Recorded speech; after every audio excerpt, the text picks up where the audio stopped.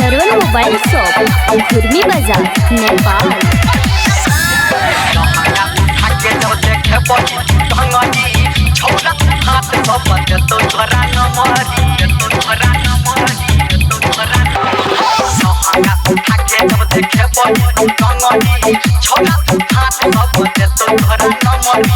चिकना पानी के तो हट खेतोगे आई तो हट खेतोगे चिकना पानी के तो हट खेतोगे आई तो हट खेतोगे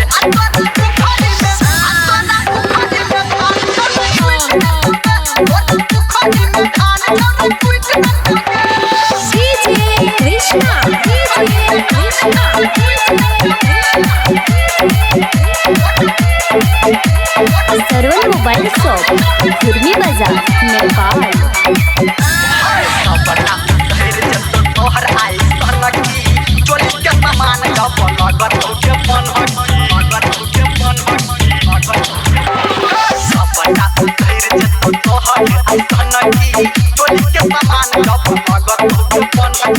धर्मेंद्र संगे चाहे तोरा हेतोगे आय हाय तोरा हेतोगे संजय गौतम चाहे तोरा हेतोगे संगे तोरा हेतोगे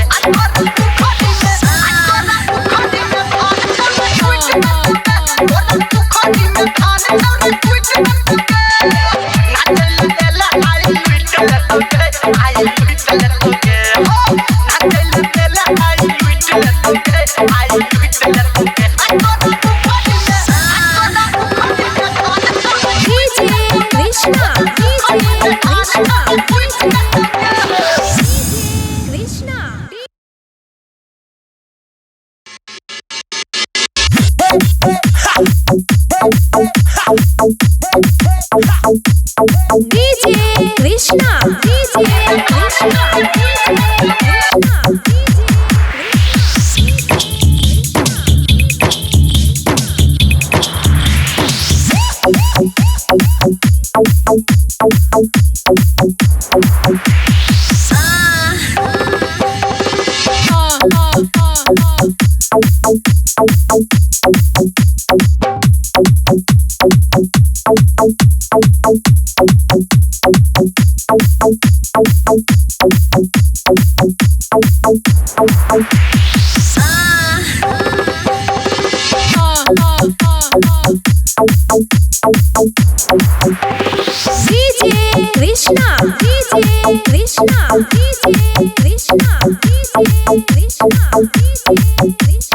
सरवन मोबाइल शॉप खुरमी बाजार नेपाल।